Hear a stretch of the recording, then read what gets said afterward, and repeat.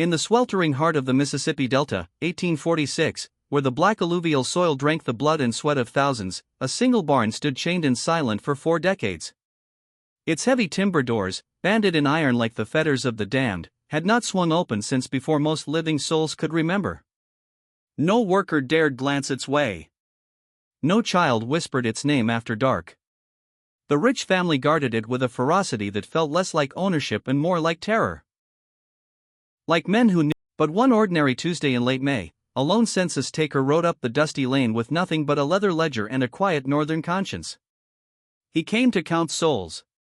What he found would force a reckoning older than the cotton fields, a choice between preserving a lie that had sustained generations, and opening a door that God himself might have preferred stayed sealed forever.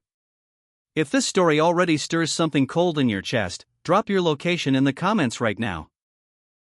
Mississippi, the Delta, or anywhere the ghosts of the Old South still linger.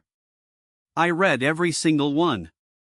Now, let's step back into 1846, where silence was survival, cotton was king, and some sins refused to stay buried. Picture it. The Mississippi Delta in the 1840s was not merely land, it was a living contradiction, a vast green and white ocean of cotton that stretched to the hazy horizon under a sun that punished like the wrath of Pharaoh. Temperatures climbed past 100 degrees by mid-morning. Humidity wrapped around your throat like wet wool, making every breath a struggle. Mosquitoes rose in black clouds at dusk, carrying fevers that could drop a strong man in days. The soil itself, rich, dark, almost oily, demanded relentless labor. It gave bountifully, but only if you fed it human suffering. This was the Cotton Kingdom at its zenith. Enslaved men, women, and children, over 300 on the rich plantation alone. Moved in the brutal gang system that had become the Delta's signature cruelty. Sunrise to sunset they worked in long rows, backs bent, fingers bleeding from the sharp bowls. Their songs, those haunting spirituals about crossing the River Jordan, rose above the fields like prayers that knew they might never be answered. Overseers on horseback watched with rifles and whips. The crack of leather against flesh was as common as the rustle of leaves. At night they returned to rows of crude cabins. One-room shacks with dirt floors that turned to mud when the rains came, leaky roofs, and walls so thin the wind whistled through like accusations. 3 generations earlier the rich family had clawed their way into this world of wealth. They were not the oldest blood in the Delta, but they were among the most ruthless. By 1846 they controlled more than 2,000 acres of prime bottomland and held over 300 souls in bondage. The main house, built in the clean federal style with towering white columns and a deep wraparound porch, looked down on the fields like a stern patriarch. From its shaded galleries you could see the endless white sea of cotton and, off to the side, half hidden by live oaks dripping with Spanish moss, the barn. It sat 300 yards from the house, between the big house and the fields, as though deliberately placed to remind everyone of its presence without ever inviting inspection. Sturdy heart pine timbers weathered to the color of dried blood. Roof shingles curled and gray. The double doors were reinforced with thick iron straps and secured by a massive chain and padlock that glinted coldly even in moonlight. No windows. No vents. Just a sealed box of timber and iron that seemed to breathe on its own some nights. The family had rules. Absolute. Never approach the barn. Never look directly at it. Never speak its name to outsiders. Workers learned quickly that curiosity could cost you more than a whipping. It could cost you your life, or worse, the lives of your children. Over the decades, the explanation shifted like smoke: valuable farm equipment, important papers, prize breeding stock. But no one had ever seen a horse led in or out. No wagon ever unloaded supplies there. The barn simply existed, a silent sentinel, as though it guarded something that refused to be named. And the rich family? They carried themselves with the brittle dignity of people who knew their prosperity floated on a river of unconfessed sin. Thomas Rich, the patriarch, was 63 now, gray-haired, sun-leathered, eyes like flint. He had buried one wife under circumstances the neighbors still whispered about in the churchyard. The official story was fever. The whispers said something darker. His second wife, Margaret, nearly 20 years younger, moved through the house like a ghost in perpetual mourning.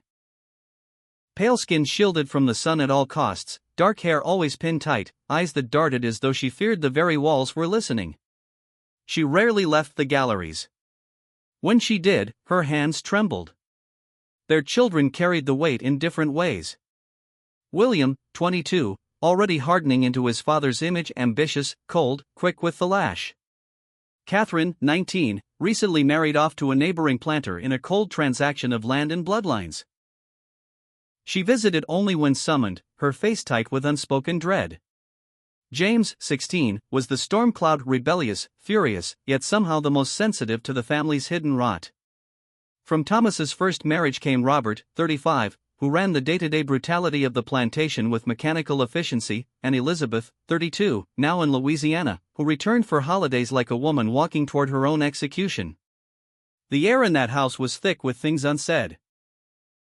Grace was recited at meals, Bibles opened on Sundays, yet something in their eyes suggested they knew the verses about hidden sins and whitewashed tombs applied directly to them.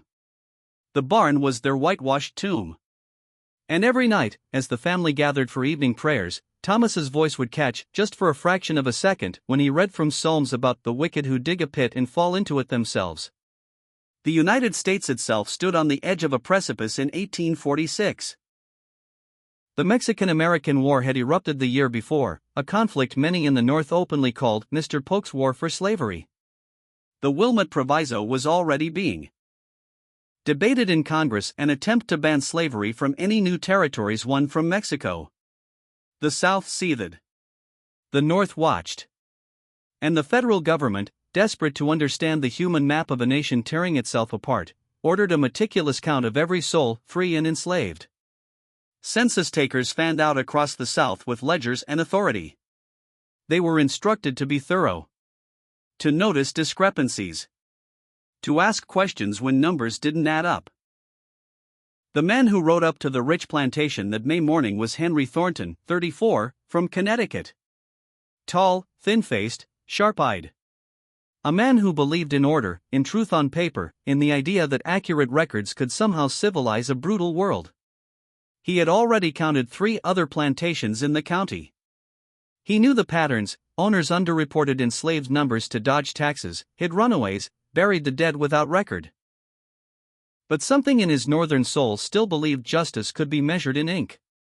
He arrived dusty and determined, satchel slung across his chest. Thomas received him in the parlor, high ceilings, mahogany furniture, windows framing the fields like paintings of paradise built on hell. Thomas was cordial, reserved, the perfect Southern gentleman. He offered iced tea. He recited the free household without hesitation, himself, 63, Margaret, 45, William, 22. James, 16. Robert lived on the property but was listed separately. Catherine was married off. Elizabeth in Louisiana. Thornton wrote carefully. The numbers looked clean. Then he asked the standard follow-up, and the total number of souls on this property, Mr. Rich, free, enslaved, all dependents? Thomas paused. Just a heartbeat. Barely noticeable to most men. But Thornton had spent months learning to hear the silence between words. The number Thomas gave was low. Too low. Neighbors had spoken of nearly 320 enslaved people.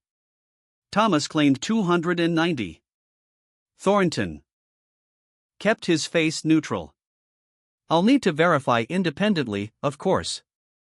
Visit the quarters. Speak with your overseer. Thomas's smile never reached his eyes. Of course. Mr. Hutchkins will assist fully. We've had some recent sales, a few runaways, the numbers fluctuate. Over the next 2 days Thornton walked the rows of cabins. He counted. He asked names. Ages. He listened. The enslaved people were wary, coached, eyes downcast. Their answers matched the official list almost too perfectly. Overseer Garrett Hutchkins was smooth, helpful, full of explanations. Yet when Thornton cross-checked the tallies, the gap remained 8 to 10 souls unaccounted for. On the evening of the second day, as the sun bled red across the cotton, Thornton took a walk alone. He needed to feel the geography, to let the land speak what people would not. And there it was. The barn rose against the dying light like a judgment. Sturdy. Imposing. The chain and padlock looked freshly oiled, as though someone checked them daily. No windows. No gaps. The air around it felt heavier. Colder. As though the very atmosphere recoiled. Thornton approached slowly, boots crunching on dry earth. He ran his hand along the iron. Solid. Unyielding.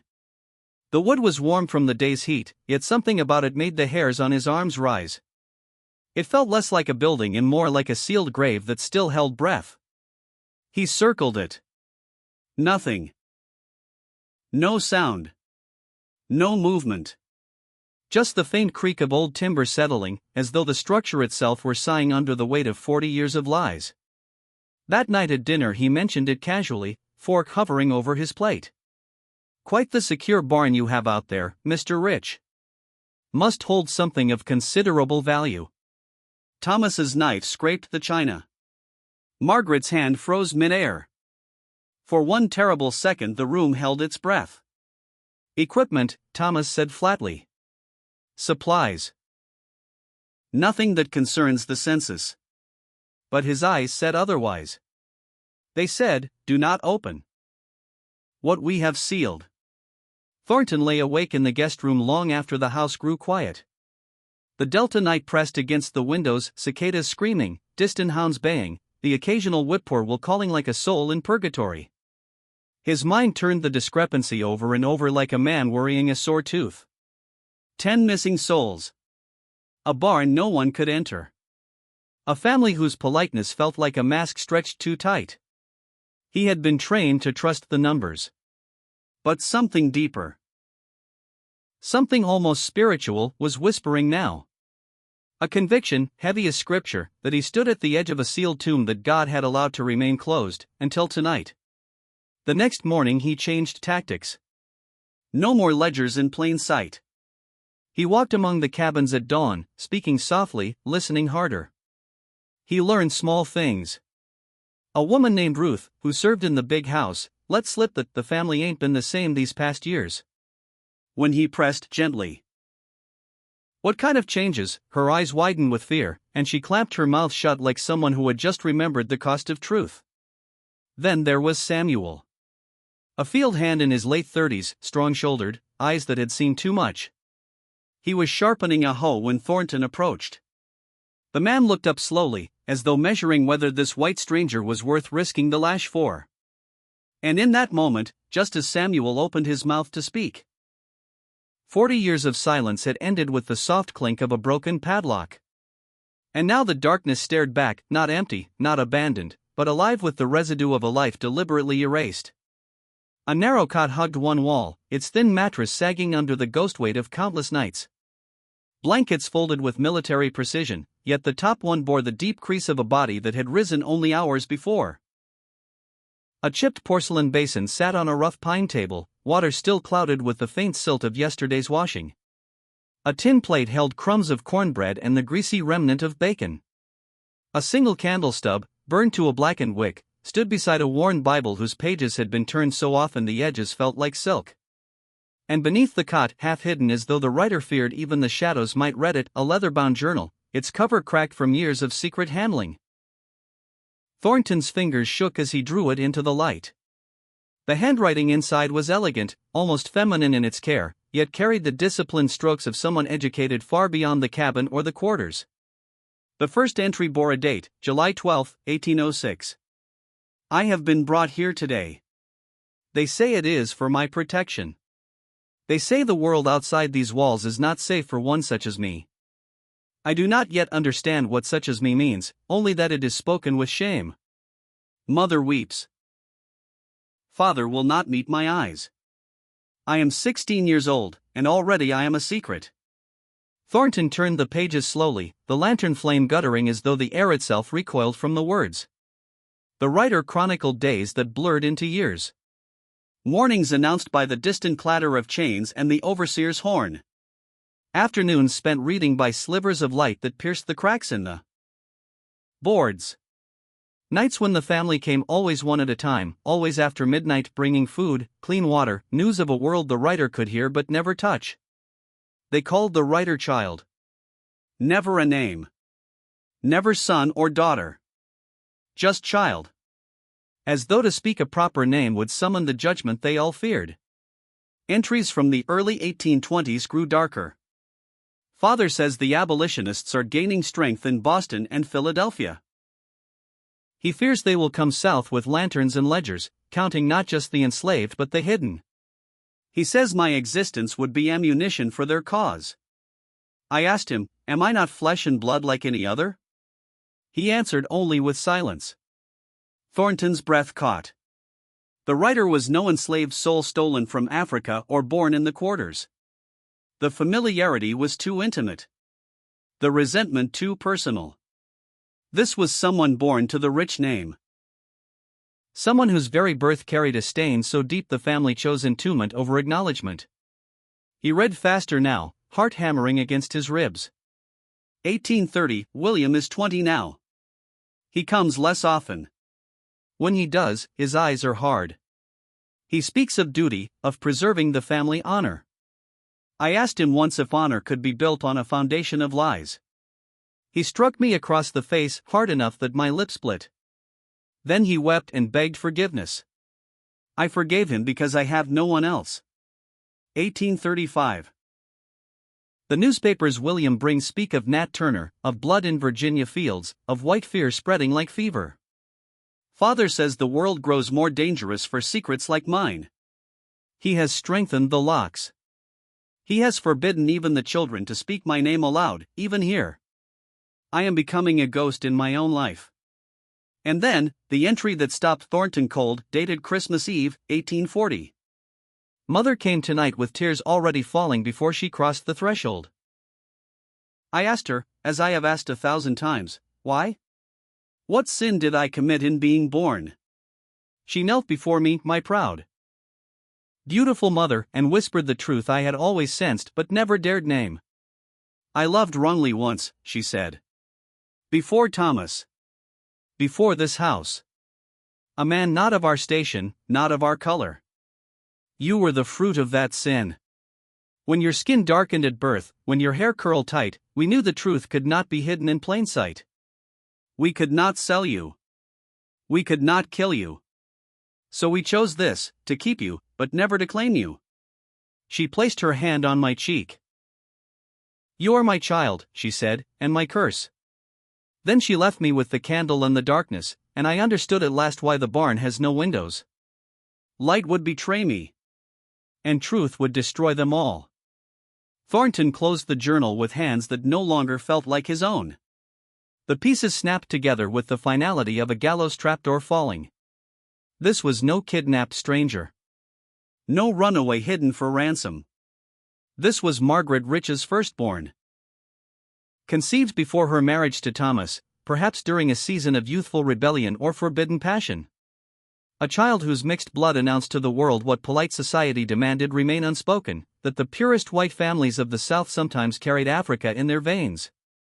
In 1806, when the child was born visibly tainted, the scandal would have been apocalyptic. Social ruin. Loss of land. Loss of credit. Loss of everything the rich family had bled for across 3 generations. So they made their choice, not murder, which would damn their souls outright, but a living burial. A secret kept 40 years through lies, threats, and the slow suffocation of one human life. Every Sunday they sat in church pews, singing of redemption. Every grace they offered thanked to God of justice. And every night they locked away the living proof of their hypocrisy. Thornton stood motionless, the journal pressed against his chest like contraband scripture. The barn smelled now of mildew, old paper, and something sharper, despair that had aged into something almost holy in its suffering. He thought of the psalms Thomas read at family prayers, he that hideth his eyes shall have many a curse.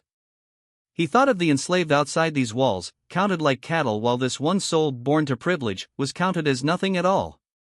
Divine justice, he realized, does not always arrive with thunder. Sometimes it arrives on horseback with a ledger. Sometimes it arrives in the trembling hands of a census taker who was only trying to do his job. He turned to leave. And froze. Footsteps. Slow. Deliberate. Circling the barn from the outside. The lantern light flickered as Thornton's hand shook. He shuttered it completely. Darkness swallowed him whole. The footsteps stopped at the open doors. A silhouette filled the frame, tall, broad-shouldered, unmistakable even in shadow. Thomas Rich. He did not speak at first.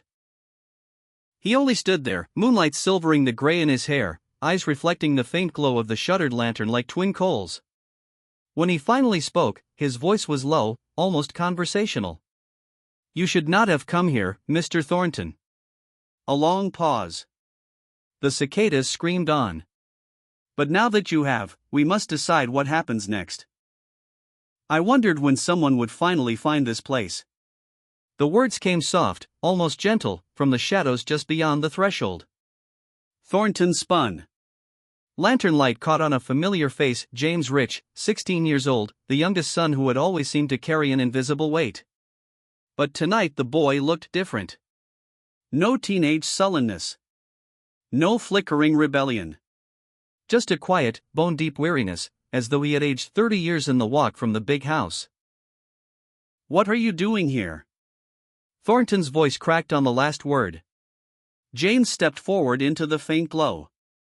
His eyes, dark like his mother's, reflected the lantern flame without blinking. "I could ask you the same. But we both know why we're standing in this barn at midnight." He nodded toward the journal. "You've read it. You've felt what they felt. You're trying to understand how a family could do this to one of their own." Thornton's throat tightened. "Who lives here? Who was kept here?" James exhaled, a sound like wind through dry corn stalks. "Someone who was never supposed to exist. Someone whose birth was a crime in the eyes of the world we live in." He paused, glancing back toward the big house as though the windows might be watching. Then he spoke the words that would change everything Thornton thought he knew about sin, love, and the peculiar institution that had poisoned an entire nation. "My mother, Margaret, was not born to be the wife of a Mississippi planter. She was born Marguerite in New Orleans, daughter of a French merchant and a woman of color whose name no one in this family ever speaks aloud. My father met her when he was young, traveling for trade. He loved her. Loved her enough to marry her in secret, to bring her north, to reinvent her as a pure-blooded Creole lady of impeccable lineage. The neighbors believed the story because they wanted to. Because believing it kept their own fragile hierarchies intact." Thornton felt the ground tilt beneath him.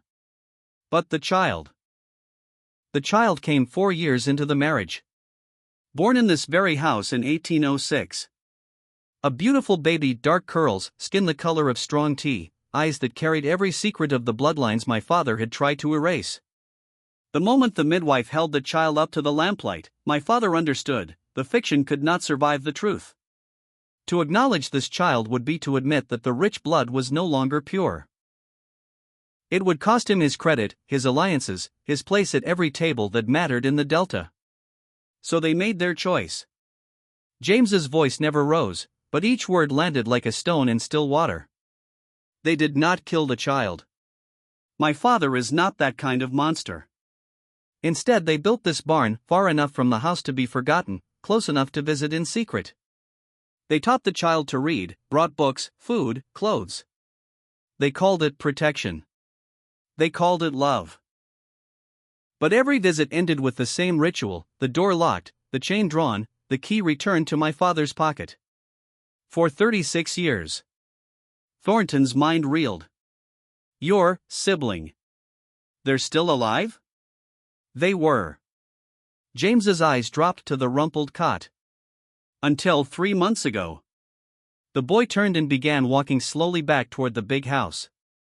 Thornton followed without thinking, the journal still in his hands like evidence he could never unsee. 3 months ago," James continued, voice low, "my older sibling looked at my father and said the words no one had ever dared speak aloud, 'I want to leave. I want to live.' They were 40 years old by then, educated, eloquent, broken only by confinement.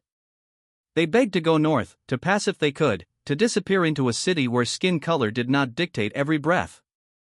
My father refused. He said it was impossible.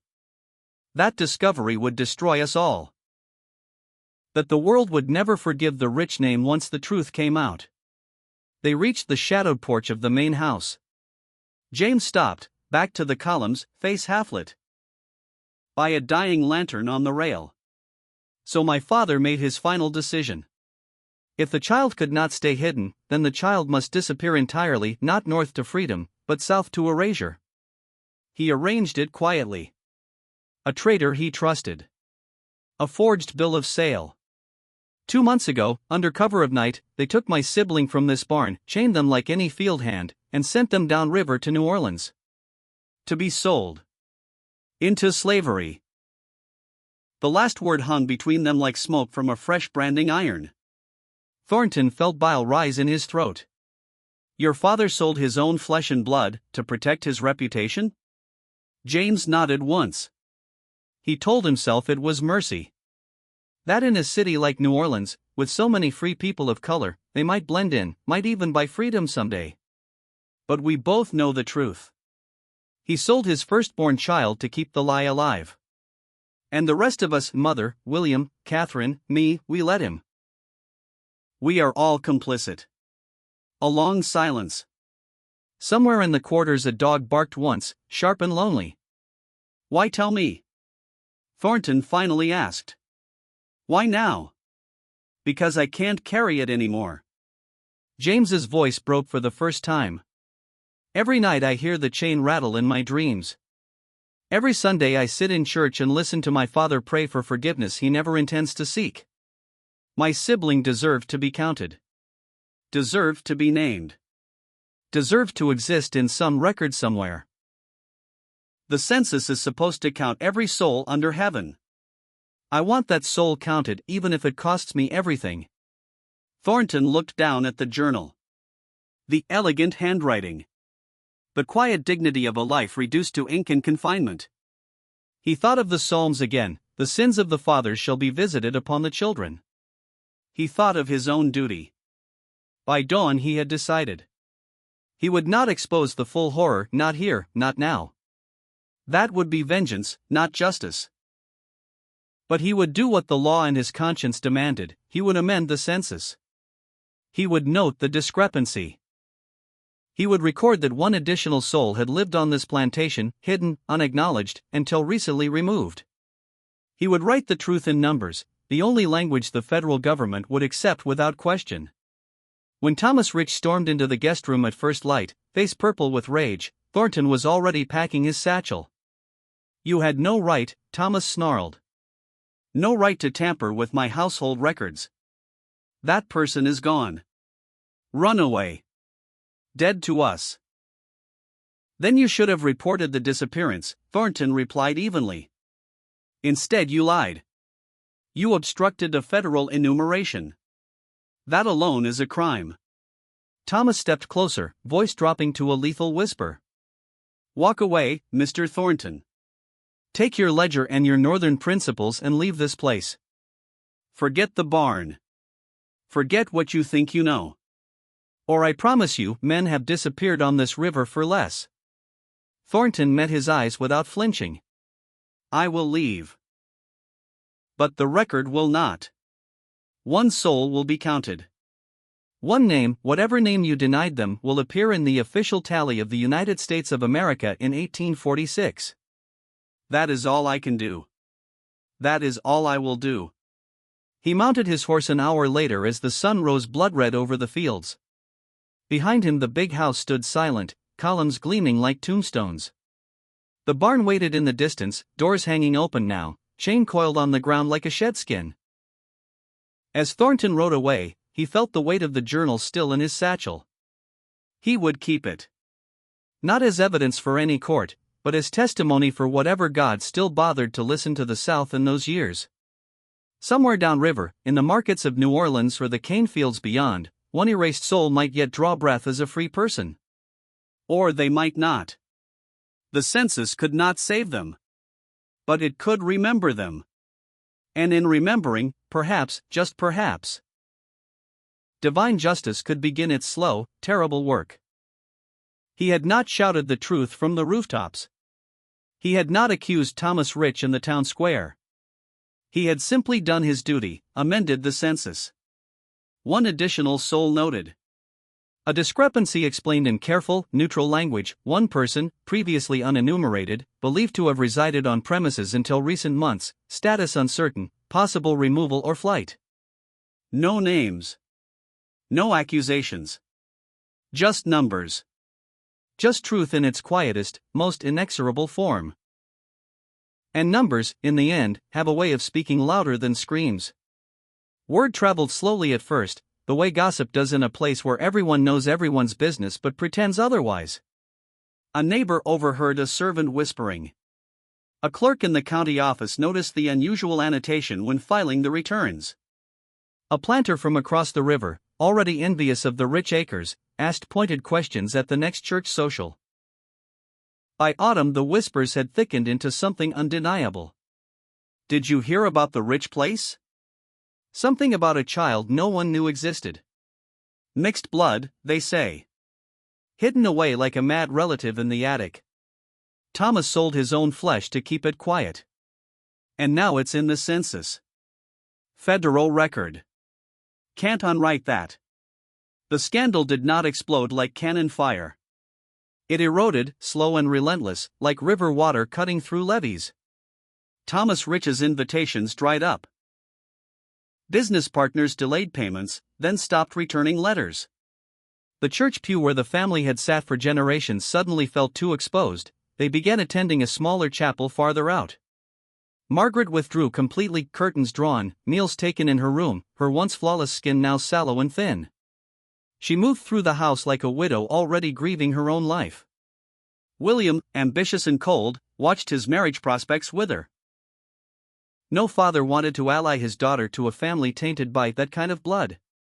Catherine's husband grew distant, visits home became tense, brief, shadowed by the fear that scandal might cling like damp rot. Robert, the eldest from the first marriage, shouldered more of the plantation's burdens, but even he felt the ground-shifting overseers less deferential, field hands slower to obey, as though the family's moral authority had cracked along with its social standing. And James. Poor, righteous James. The boy who had chosen truth over silence now lived in a house that had become a tomb. His father barely spoke to him. His siblings looked at him with something between hatred and pity. The community regarded him as a traitor, not to the South, but to blood. He carried the guilt like a millstone. He had freed no one, only destroyed what little remained of his family's fragile peace. Night after night he lay awake, listening to the empty barn creak in the wind, wondering if his siblings still breathed somewhere in the vast, indifferent machinery of bondage. Thomas aged fastest of all. The man who had once walked his fields like a king now shuffled. His hair thinned to silver wisps, his hands trembled when he tried to sign ledgers. He had sold his child to preserve his name and lost the name anyway. The irony was biblical in its cruelty. The very sin he committed to avoid judgment became the instrument of it. He died in the spring of 1852, 6 years after Thornton's visit, felled by a stroke that left him speechless for 3 days before the end. On his deathbed he whispered only one coherent phrase, over and over, "The barn, the barn." The plantation limped on. The Civil War came in 1861 like a scythe through ripe cotton. Union troops burned barns, requisitioned livestock, freed the enslaved people who had once toiled under rich whips. What wealth remained evaporated in Confederate scrip and lost harvests. By war's end the fields lay fallow, the big house sagging, the columns cracked like old teeth. James survived it all. He never married. Never had children to carry the name forward. He stayed on the decaying land, managing what little was left, repairing fences that no longer enclosed anything worth protecting. He grew old alone, haunted by a single unanswered question: what became of the sibling he had tried, too late, too clumsily, to save? He searched for years. Traveled to New Orleans on hushed funds. Spoke to traders, examined bills of sale yellowed with age, walked the docks where chains once rattled. The trail ended at Josiah Crane, the broker who had taken possession that night in 1846. After that, nothing. The child vanished into the maw of the domestic slave trade, resold, perhaps to sugar plantations in Louisiana, perhaps farther south to Alabama or Texas. Alive? Dead? Free in some improbable escape? Worked to exhaustion in cane fields? The records were silent. Slavery devoured names as efficiently as it devoured lives. James died in 1889, alone in the big house that had once commanded thousands of acres. No children mourned him. No grandchildren carried stories of the locked barn. The last of the rich line faded like smoke. The barn itself stood empty for decades, a hollow shell, doors hanging crooked, roof caving under relentless rain. No one entered it. No one needed to. The secret had escaped long ago. In the 1880s, after the last tenant farmer abandoned the place, a work crew tore it down for salvage timber. They found nothing inside but dust, a few scattered pages from old books, and the faint, lingering smell of confinement. The ground where it stood was leveled, planted over with scrub. Today, if you walked that stretch of delta soil, you would never know a life had been buried there for 40 years. But the census notation remains. Buried in the National Archives, in a ledger from 1846, one line stands out among thousands: a discrepancy. One unaccounted soul on the rich plantation. A quiet, bureaucratic acknowledgement that someone existed. Someone mattered. Someone was counted even if only after they were sold away. That single mark in ink is all that history kept of them. No name. No face. No grave marker. Just a number that refused to disappear. And perhaps that is the deepest horror of all. Not the locked barn. Not the sale into bondage. Not even the family's ruin. The deepest horror is how close they came to perfect erasure. How a child of privilege could be hidden, sold, forgotten, would have been completely erased except for one man from Connecticut who believed that every soul deserved to be tallied. Henry Thornton returned north. He filed his report. He lived out his days in quiet obscurity, never speaking publicly of the Delta barn. But in his private journal, found after his death in 1892, he wrote one final entry. I counted them. That is all. But in counting, I reminded myself, and perhaps God, that no lie, however old or however loved, can outlast the truth when it is written down. The locked barn is gone. The family is dust. The cotton fields have been plowed under 100 times. Yet somewhere, in the quiet archives of a nation still reckoning with its sins, a discrepancy endures. One soul. Counted. Remembered. And in that small act of remembrance, divine justice whispers. No one is ever truly erased when someone dares to say they were here.